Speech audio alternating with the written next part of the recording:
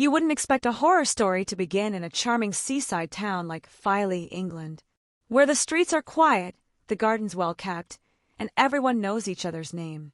But behind the neatly trimmed hedges of number 6, Tudor Crescent, a nightmare was rotting from the inside out. For 6 years, one man lived in a home with his victim's decaying body, hidden in the attic, sealed in plastic, while he collected her pension, smiled at the neighbors, and even hosted dinner parties beneath her corpse. You don't have to be a monster to walk among us, but some monsters do, and they wear very convincing masks. Filey, a coastal town nestled on the edge of North Yorkshire, was the kind of place where life moved slowly. The air smelled of sea salt and fish and chips. It was the kind of town where old women lived alone safely into their 80s, and the worst thing you'd expect was a stray seagull stealing your sandwich. That's why when 77-year-old Janet Brown disappeared in 2005, barely anyone noticed. She lived alone, quiet, reserved, a creature of habit, but not the kind of woman you'd expect to vanish without reason. Her family thought she'd moved. Neighbors thought she was traveling. And the man who offered all the explanations, well, he knew exactly where she was. His name was Allan Showan, a convicted fraudster. Charming, manipulative, always carrying an answer, a smile and a lie. He wasn't related to Janet. He wasn't even a close friend. Just a man who saw an opportunity in kindness and used it as a weapon. In the early 2000s, Allan ingratiated himself into Janet's life. He helped with groceries. He fixed little things around the house. Eventually, he moved in. Just until he got back on his feet, he said. He never left. There were signs, subtle ones. Janet's letters stopped arriving. Her phone went dead. She was suddenly unreachable, even to her family.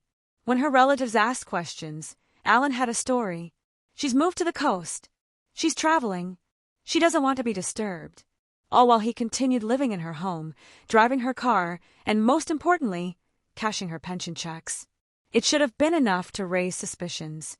But sometimes, it's easier to accept a lie than to face an unthinkable truth.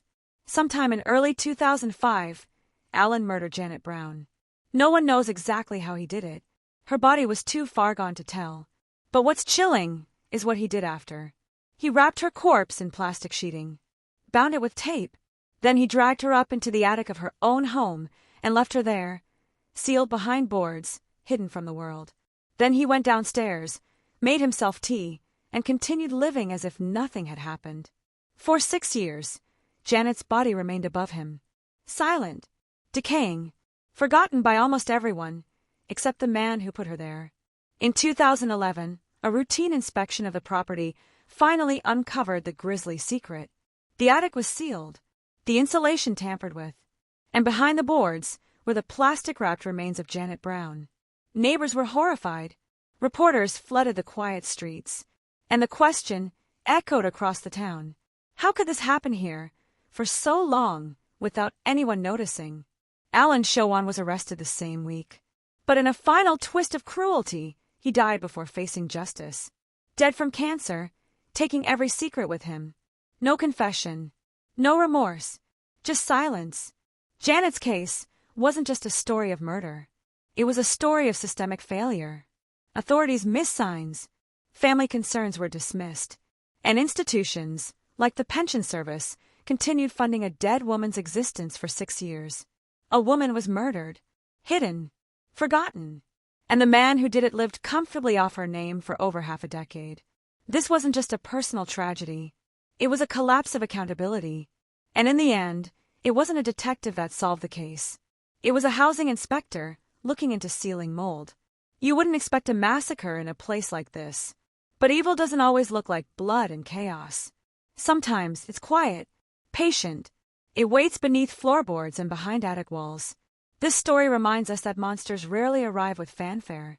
Sometimes they offer to fix your sink. Sometimes they smile and ask about your day. And sometimes they sleep soundly beneath the body of the woman they killed.